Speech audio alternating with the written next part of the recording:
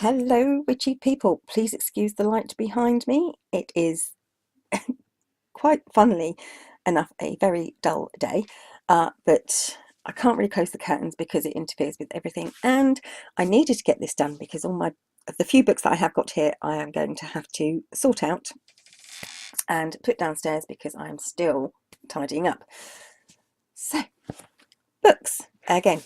I did go into this one slightly yesterday, which is The Magical Aromatherapy by Scott Cunningham. I'm not a Wiccan. I do like Scott Cunningham because I find he's quite broad in his outlook. He's not okay, he is quite specifically Wiccan, but what he writes can bear very well on other practices. So whether you're a Wiccan or not, it encompasses a lot of pagan practices. He calls it the magical aromatherapy. It is a very good reference guide for pagans, for herbs and plants. Good little reference book, and it's handy enough to keep in your handbag, you know, or your purse or whatever you want to call it. And it's a nice light book. Okay, this book I absolutely love. It is The English Year by Steve Roud, and as you can see, it is a month-by-month guide to the nation's customs and festivals from May Day to Mischief Night. And I love this because it does go totally into quite in depth, and he explains why, you know, 25th of March is Annunciation Day. Is it 25th today? It's 24th today. It's 25th tomorrow. And I live very close to a place called Titchbourne. It's in Hampshire. I live in Hampshire. And it has this little bit here about the Titchbourne doll.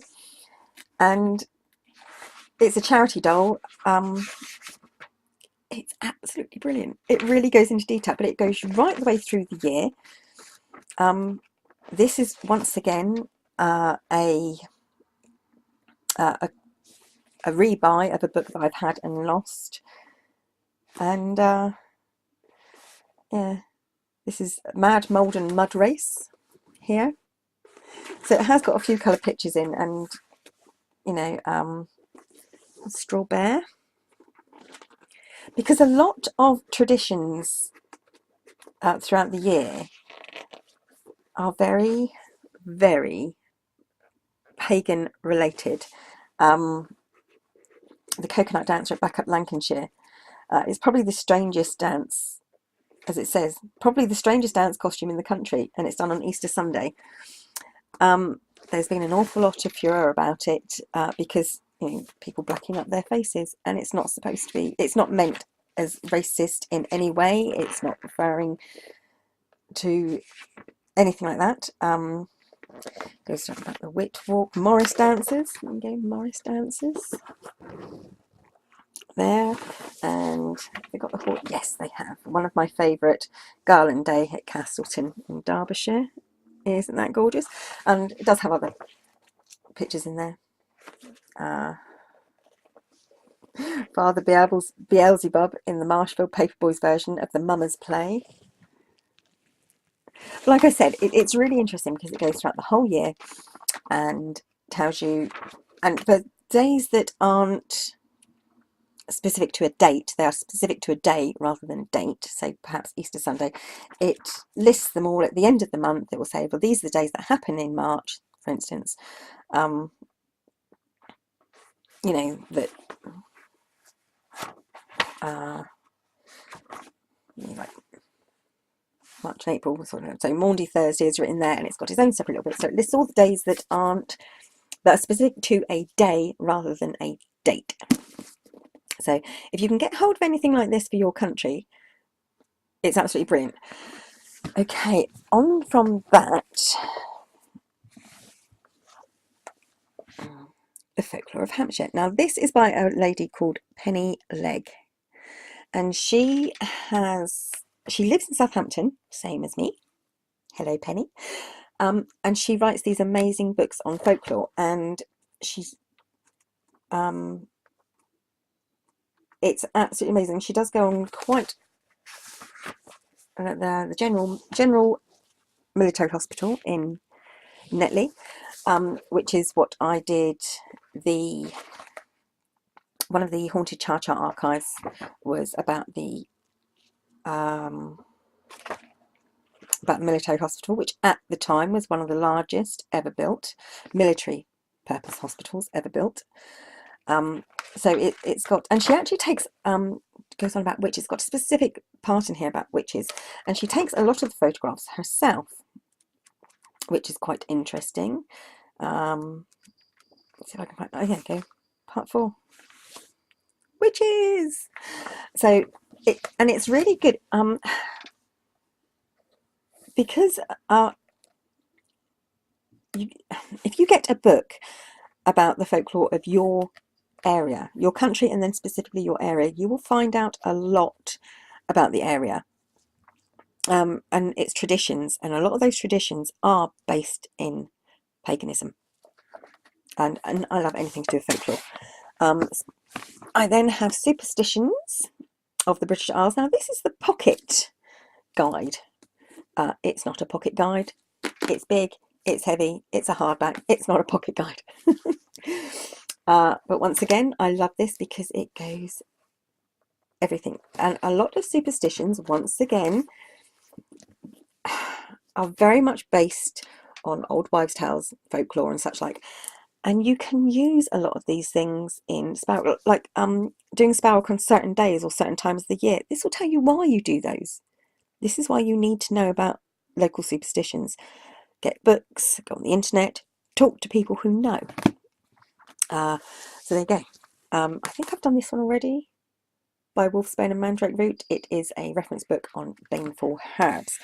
Now, funny enough, I should mention the military hospital because I also bought myself Spike Island by Philip Hoare. Now, Spike Island is actually, a lot of people don't know, they don't realise that Spike Island was a place. At the moment, it's just the name of a pub, a really popular pub, the Spike Islander. But there, Spike Island, and this is where the hospital was built. And this obviously has nothing to do with paganism and witchcraft, but it's an excellent book. I loved it. It goes into real depth. And Philip Hoare, the writer, was once again born and raised in Southampton. I think he still lives in Southampton. Finally, now this book is slightly controversial. It's called The Fox and the Orchid, and it hasn't got its cover. So what I will do is I will open a couple of pages and I will show you the title page, and this is why it's controversial, because it's about country sports and the countryside. This isn't just about blood sports. It is about all sports, including fishing, although some people do believe that fishing is a blood sport. But it's an amazing book for finding out about the countryside, about when certain animals are out, and about how the countryside grows and how it evolves throughout the year. And you've got to bear in mind, I mean, I live really close to the New Forest. I spent a lot of time in the New Forest. The New Forest was built, was planted, a lot of it was planted to be hunting grounds. That's what it was.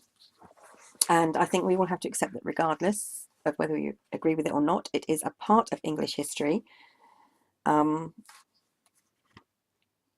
the book is written as, it's by Robin Page, and it's written a lot on memories and stories of when he used to go out walking with people, and you know, and it also goes on about golden plover, which is a bird. Nesting sites are disappearing through afforestation, and it tells you about how, you know, like the grouse population was decimated, I think during the 80s, by foxes. The fox population exploded, and a lot of ground nesting birds, their population was totally decimated. I can't say that I agree with blood sports. I'm not going to say I disagree. I'm not going to say I agree. It's not something I would ever get into a debate about. But as a book, this is it's got some really interesting and useful references, which is why I have it. So there we go. That is my quick book update. I also have a few little jewellery items that I can't get to because they're... I went and put the camera on top of it, so I can't get to them. I've actually been asked to if I would film this room because anyone ever sees is the window and my neighbours. um, I may do a quick tour of my house. It's not a very witchy house. It's a very tiny house. The room that I'm in is probably 9 or 10 foot square. I think it's 9.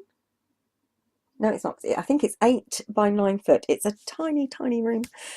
I may do it. I may do a quick jaunt of the house before the builders come in and everything gets wrecked, and then I'll do you another quick tour afterwards. Like I say, I have one vaguely witchy room, if you like. I don't have a lot of pagan paraphernalia in my home. Well, not specifically and not intentionally, shall we say. Make that what you will. But yeah, so I may do a quick tour quite soon before the builders start. They were supposed to be starting this month. This month is nearly over, so I just think it's too wet for them at the moment. So I'm going to shut up now. Thank you for watching, witchy people, and I will consider doing a tour of my house, this room and my house. Like I said, it's boring. It's really, really boring. There's an awful lot of cat hair and shoes. I think that's it. Cat and dog hair and shoes and empty boxes stacked up everywhere. Thank you for watching, witchy people. Bye bye for now.